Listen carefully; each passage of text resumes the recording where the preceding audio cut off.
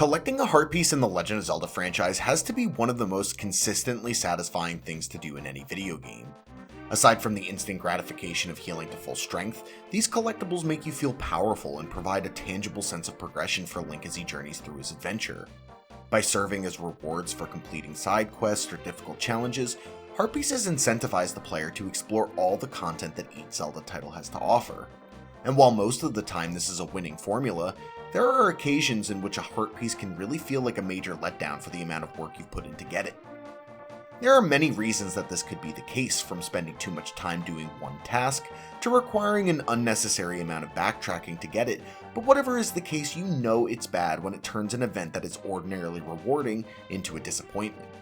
With hundreds of heart pieces found across the Legend of Zelda franchise, it's no surprise that some of them leave a little to be desired, but one heart piece in particular stands out as the worst of them all. This piece of heart combines all of the worst elements that can be found when collecting heart pieces into one truly miserable experience. In fact, the requirements to obtain this one singular heart piece is so insane that I'd venture to guess that only a very small percentage of dedicated Zelda completionists have ever put the time in to get it. And in the end, was all their hard work really worth it? Well, I'll let you decide, because today we are going to take a look at the Music House piece of heart earned in The Legend of Zelda: The Minish Cap. But before we begin, don't forget to like the video and subscribe. It doesn't cost a thing, and it's vital to this channel's growth, plus it helps me get videos to you faster and more directly if you enjoy this kind of content. Thanks, now let's talk about the worst heart piece in Zelda history. The Legend of Zelda: The Minish Cap is one of the most underrated Zelda titles out there, and it's truly a shame more people haven't had the chance to play it. It has so much charm and personality, as well as several unique mechanics not found in any other Zelda entry. Ordinarily, you would hear me singing its praises as I tried to get people to give it a try, but today is not that day. That's because Minish Cap has by far, without question, the single worst heart piece to collect in the entire Legend of Zelda franchise. As Minish Cap is the third worst selling title in the series, I imagine most people who have played a Zelda game aren't familiar with this entry, so allow me to provide some context. At the beginning of the game, when Link gains the freedom to roam the map as he pleases, we are able to find a building in the center of Hyrule Town that has two entrances to it. When we look inside through the back entrance, we are able to see a music player, a few treasure chests, and a piece of heart all sitting out in the open. But when we try to enter through the front door to collect them, we find that it is locked. For much of the game, we are given no clue as to how we are supposed to unlock this door, but eventually we find a man named Herb sitting outside of Mama's Cafe who alludes to something good happening if we get a full set of figurines. Now, by the time Herb appears in the game, it's extremely likely that the player would have found Karlov's figurine gallery in the southwest area of Hyrule Town. Inside, Karlov will give the player a chance to win a figurine of nearly every character and enemy in the game by trading him mysterious shells that Link can find throughout his adventure. Doing so allows Link to pull the lever to Karlov's figure dispensing machine for a chance to win one at random, with your odds of getting a new figurine increasing based on how many shells you decide to trade each pull. Knowing this, all Link must then do is collect a full set of figurines to present to Herb to gain access to the Music House's locked door, and the heart piece will be his. Sounds easy enough, right? Well, to those who have had to deal with frustrating RNG-based mechanics in other games, this probably sounds awful already, but the truth of the matter is that it is so much worse than it seems at first glance. Part of the problem is that the game tricks you into thinking that this isn't going to be so bad, because it is possible to guarantee that you'll get a new figurine by trading shells to get up to 100% probability on every pull, but this is a trap. If you recklessly use this feature, it's like shooting yourself in the foot at the beginning of a marathon. You will pay for it later on in the game when you realize that you were completely out of mysterious shells, but are still dozens of figurines away from completing your collection.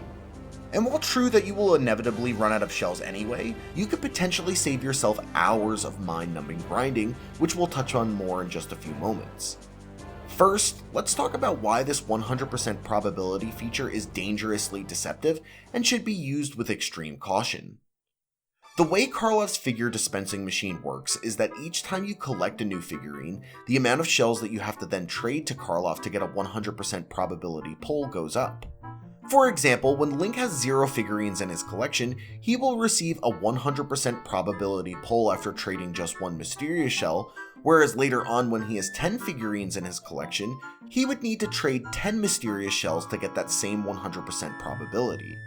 This scaling doesn't stay consistent as you get closer to completing a full set, but you get the general idea. So, what makes this system so bad?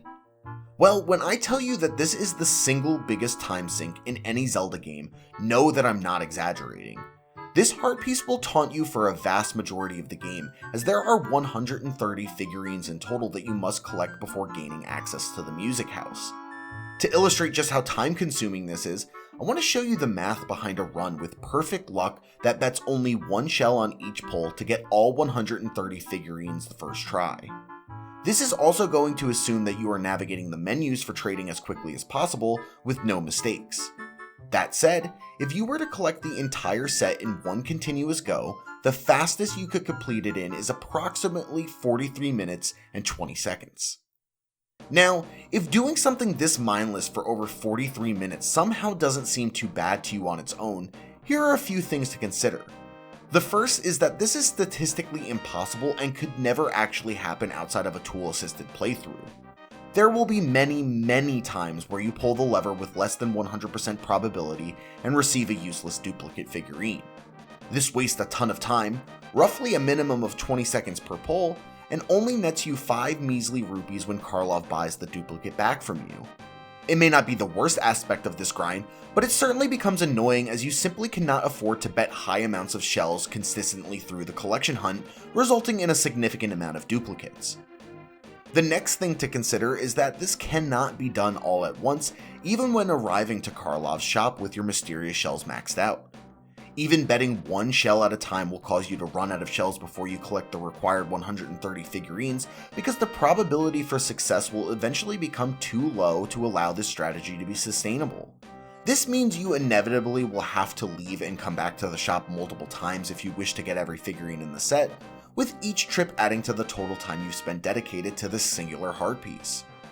However, this is what you should be doing anyway, as collecting a full set of figurines is something that should be done incrementally throughout the game, not all at once. This is because wasting mysterious shells is one of the worst things that you can do when going for this particular piece of heart. You need every shell you can find in this game if you hope to make this process go by somewhat quickly, and nothing is as devastating as opening a chest filled with shells that you can't carry because your shell counter is maxed out. You can only hold up to 999 mysterious shells at one time, which is a number most will naturally get to even if it isn't their goal, and unfortunately every shell you find past that number is thrown away. This is why it is important to periodically stop by Karlov's shop whenever you return to Hyrule Town to pick up at least a few figurines, because those 200 shell chests are way too valuable to accidentally waste. That may seem dramatic, but if you've never done this quest yourself, you have to understand just how precious those big shell drops are. Minish Cap gives the player no reliable method of obtaining shells in large quantities, outside of one source we'll get to in a moment, which dramatically increases the value of finding 200 at once. Outside of these rare instances, your only hope is to find them when cutting tall grass, which is completely random outside of using the mysterious shell Picolite. And even then you're only netting one shell for each blade of grass cut, which is not cost prohibitive considering how much the Picolites cost and how long their effects last. Which brings me to the final thing to consider when evaluating the time it will take to obtain this heart piece, and that is the amount of mysterious shell grinding that you'll have to do. As I said earlier, you will run out of shells at some point, and only when you do and when you've exhausted all the major sources of shells you can find in the game, does the true grind for this piece of heart begin. Several frustrating decisions by Capcom make collecting shells a painstakingly arduous process, which is the reason I've been placing so much emphasis on these 200 shell chests and not wasting any of the shells you do find. If there was a fast and efficient way to grind shells, this heart piece truly wouldn't be an issue, but sadly each method the game does give you is inefficient and adds hours to a quest that was already too long to begin with. However, rather than going through all of them, I just want to talk about what I've found as the most efficient method for grinding and why it's still extremely frustrating and time consuming. In Hyrule Town, there is a shop run by Stockwell that is the one source for getting mysterious shells in large quantities that I mentioned earlier. For 200 rupees, Link can purchase a set of 30 mysterious shells, and he can do this as many times as he would like as long as he has the money. This is certainly expensive, And large is definitely a generous word for only 30 shells, but despite that, you may now be thinking that if you can buy bunches of shells in town, how could the grind be so bad? Let me explain. In the Legend of Zelda Minish Cap, the largest wallet Link can acquire maxes out at 999 rupees, which is very inconvenient when buying these mysterious shells as they cost 200 a set. This means each time you visit Stockwell's shop, only 4 sets of shells can be purchased before having to leave to find another rupee so that you can buy the last set. Of course, it's not even that convenient, because each time you buy a set of mysterious shells, you have to leave the shop and re-enter anyway, which, while not that big of a deal on its own, is annoying as it adds even more padding to this already time-consuming quest. And in the end, this only earns us 150 shells, which obviously is not doing a lot for us towards the end of our treasure hunt.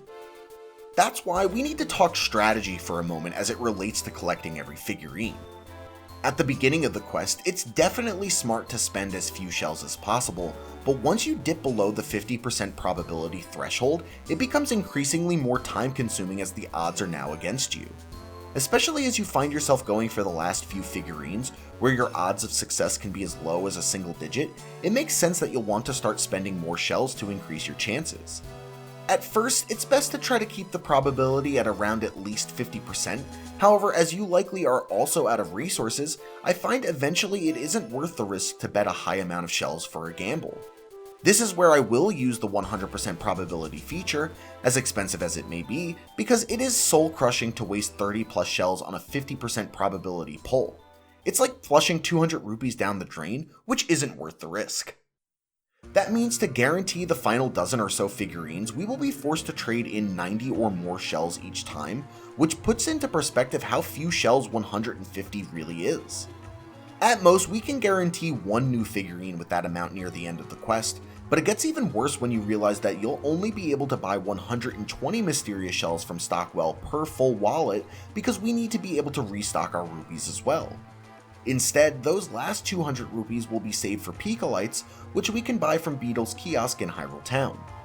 Naturally, these come with their own problems as well, but this is how we will refill our wallet efficiently. Now, if you aren't familiar with the Pikalites, they give Link different status effects for a short period of time. These status effects all change the frequency in which certain items will drop, from kinstone pieces to recovery hearts, but we will be focused mainly on the Rupee Pikalite, also known as the Yellow Pikalite, as that is what will help us fill our wallet quickly. But first, it's worth mentioning the disappointing Mysterious Shell Pikalite for how ineffective it is, because I assume most players will resort to this first when trying to grind for shells. As all Pikalites cost 200 rupees, the same amount we must pay Stockwell for 30 mysterious shells, we need to get at least that many shells using the Pikalite to make it worth the money, and unfortunately we don't even get close. This makes the green Pikalite completely useless, which is annoying because unlike the yellow Pikalite, which we need to earn by delivering Lon Lon milk to the Minish village, it is available as soon as Beetle sets up shop. The Rupee Pikalite, on the other hand, is actually very useful if you know where to use it. Over in the western part of Hyrule Field, there is a large grassy area that is the perfect location to use your yellow Pikalite, as you can dig up hundreds of rupees in a matter of seconds. You can do this by dash attacking through the grass with the Pegasus boots, although it is highly recommended to learn the Great Spin attack from Swiftblade I for maximum effectiveness. This will not only recover the cost of the initial yellow Pikalite, but will usually net you enough to buy an additional Rupee Pikalite or two as well. I can regularly get around 600 rupees this way, which should make buying shells from Stockwell a breeze, but this is the worst heart piece in the franchise after all, so naturally there is something else that adds time to this process. For whatever reason, Beetle will only allow you to hold one amount of any type of Pikalite at a time. So, despite having 4 bottles in your inventory and the ability to store 4 different types of Pikalite, you can only carry one yellow Pikalite at a time. This means that instead of storing up on Pikalite so you can max out your rupees in Hyrule Field each visit, you have to repeatedly travel back and forth to Beetle's shop to buy more Pikalites. I cannot even begin to tell you how much time this wastes, even when using the Ocarina to warp back to Hyrule Town. And the worst part is that there is no good reason for the game to not allow you to have multiple Rupee Pikalites, it's just how it is.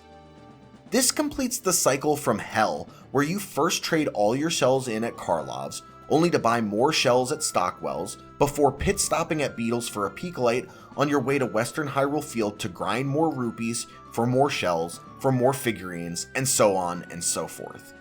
Why, Capcom? Why did you have to do this? There were so many ways this side quest could have been fixed, but it seems like they went out of their way to make it as convoluted as possible.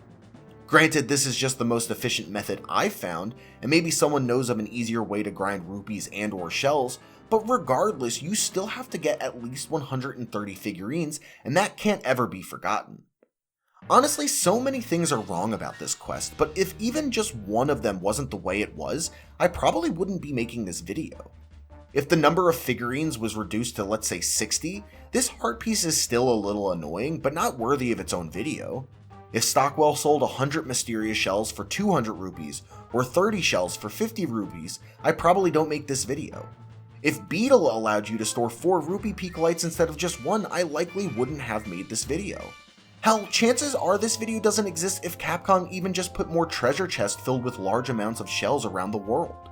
It's like a perfect storm of bad decisions where everything came together to turn a fun little mechanic into a completionist's worst nightmare. The kicker to all this is that once you finally do make it inside the music house, you receive 600 rupees from the chests inside.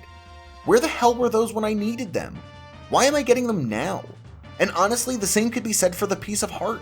There's never been a playthrough of Minish Cap that I've gone through where I hadn't already beaten the game by the time I collected every figurine.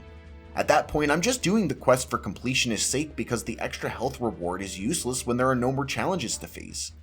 And the music player was nice back in 2004, but anyone who's played the game in the last 15 years could easily just look the soundtrack up on their phone if they really wanted to listen to it, essentially destroying its novelty. Every ingredient you need for a terrible Zelda heart piece is present here. A frustrating RNG mechanic, check. Tons of backtracking, check. Repetitive grindy gameplay, check. An excessively high number of collectibles, check. And a reward that doesn't fit the work put in to get it, check. I said earlier that I would let you decide if all this work was worth it for the music heart piece, but I lied. I'm answering for you. No! The answer is no. Take it from me, I'm a guy who once skipped a day of middle school so I could marathon play every disc song in Rock Band 2 on Expert without pausing for an achievement.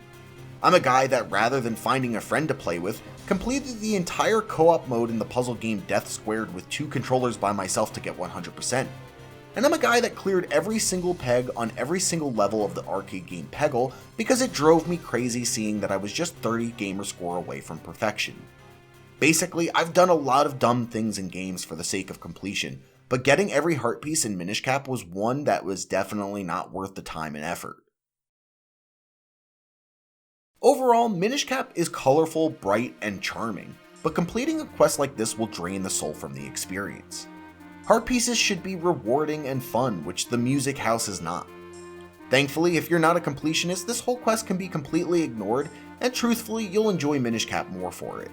But if you're a masochist like me and want to try this for yourself, good luck, and be sure to let me know how it goes. At least, unlike poor unsuspecting 10-year-old MrDrBoi, you'll now know that you're on a journey to get the worst heart piece in Zelda history. Thanks for watching.